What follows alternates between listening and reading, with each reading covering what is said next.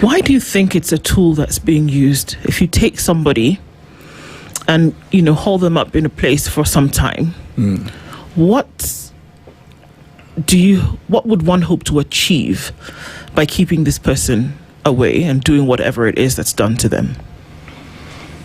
I think it speaks to the spirit of the person, of the perpetrator. First, this is a person who doesn't want to be guided by the law. Then this also is a person who knows that he is or she is doing wrong. And so the whole idea of applying abductions is to get their targeted victims into spaces where there's no monitoring. Yeah, there's no monitoring, there are no reports, there are no official records, there's no OB, so there's no follow-up.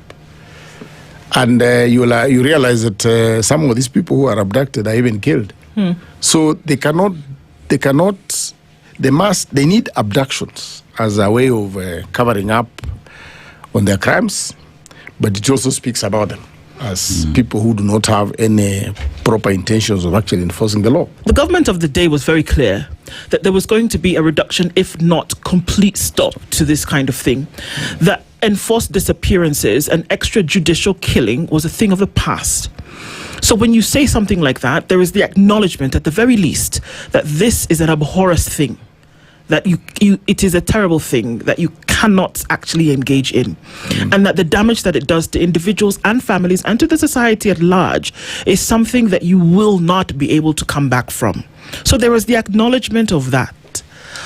Why then? So everybody knows it's a bad thing. That's my point. Yeah. Why then would we see that there is a resurgence of that? Maybe to some extent even worse than what was before, because in some cases these people come back and they don't speak. There are people who are active on social today who talk of other things except what happened to them when they were away. Why then do we see a resurgence in the face of a promise that was made to reduce this, from your opinion? You see, every action has a cause, and the reason why abductions began was because the state was determined to push down the throats of Kenyans. Bad policies or projects and policies that have not gone through public participation and approval, policies that are also inconsistent with the law. So now the only way you can allow people to enjoy the freedom of speech is when you're able to really act on what they say. So the declaration by the government that abductions not take place cannot be sustained if the government is still determined to fight against the people.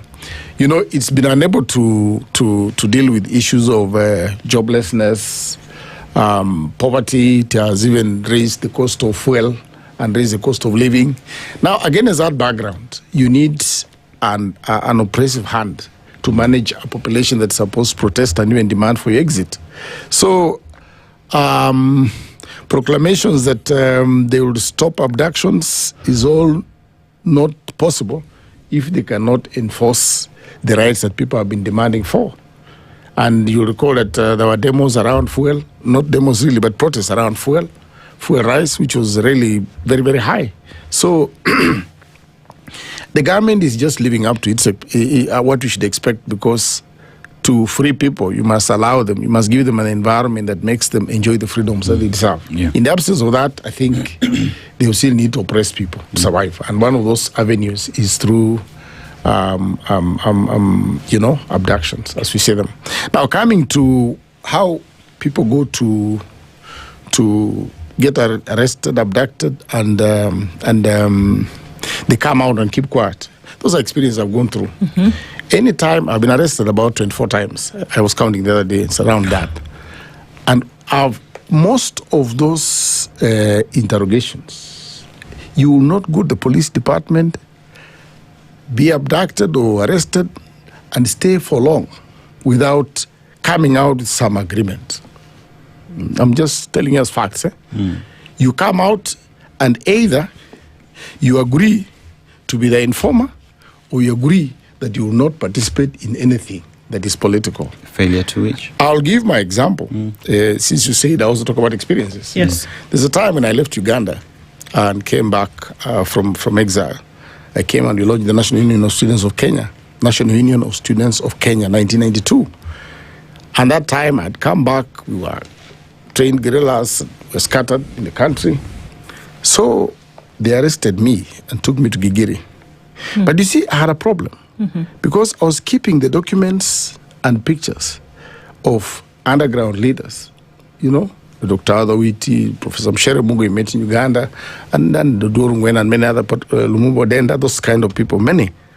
So now I needed to come up with a strategy that gives me a chance to go and get those documents somewhere else. And unfortunately, I'd gone with them, with my wife, when I was hiding them. So I was feared they could go and beat her, and then she reveals where the documents are. And if those documents are released, then all of us will be rounded up, and they will have evidence to charge us. So I thought the best strategy is for me to do an agreement with them and be set free. So I signed an agreement that they said I'll not go back to any learning institution. Okay. No stepping in the university, no stepping in a primary school, no stepping in a nursery school. Just keep off from all learning institutions. These were police? These were police, okay. Yes. Because I was the chairman of the National Union of Students of Kenya. So now, according to that agreement, I was supposed to come out and I would not engage in student politics. But I signed because I needed to go back, take those documents and give them to somebody else. So they released me. And the first thing I did is go to Kisumu, get those documents, and I gave them to Odorungwen to keep them so that now it can be okay. I'm saying that anybody who goes to custody is always made to either sign an agreement that you will not do ABC, you will keep quiet, and failure to do that, they'll come for you. So many people get into those agreements and end up keeping quiet. How do you reach the agreement, Wafula? Yeah. How? Because I can't imagine that you're sitting across a table and somebody says to you, Wafula, do you agree? And you say, yes, I agree, we sign, let's go. Yes. It would seem as though there needed to be other forms of persuasion that were not palatable to the physical. From my experience, it is basically just a situation where you are you've been tortured and you want to use an open. I've given talks on how to survive torture, so I know how to manage torture and interrogation a bit. So the issue here is playing on them and listening to them, manipulating them, those kind of things. But the end result has to be such that it achieves what you want. Well, when they released me, the first place I slept was Kikuyu campus, which is breaking the law. After you promised that you would after not. I promised. And then I also addressed the media and said the National Union of Students of Kenya will continue the way it is. But I had done a more important thing, which was rescuing the documents of my underground movement. But the point I'm trying to drive at is that those who come out and keep quiet most likely have been subject to the same experience.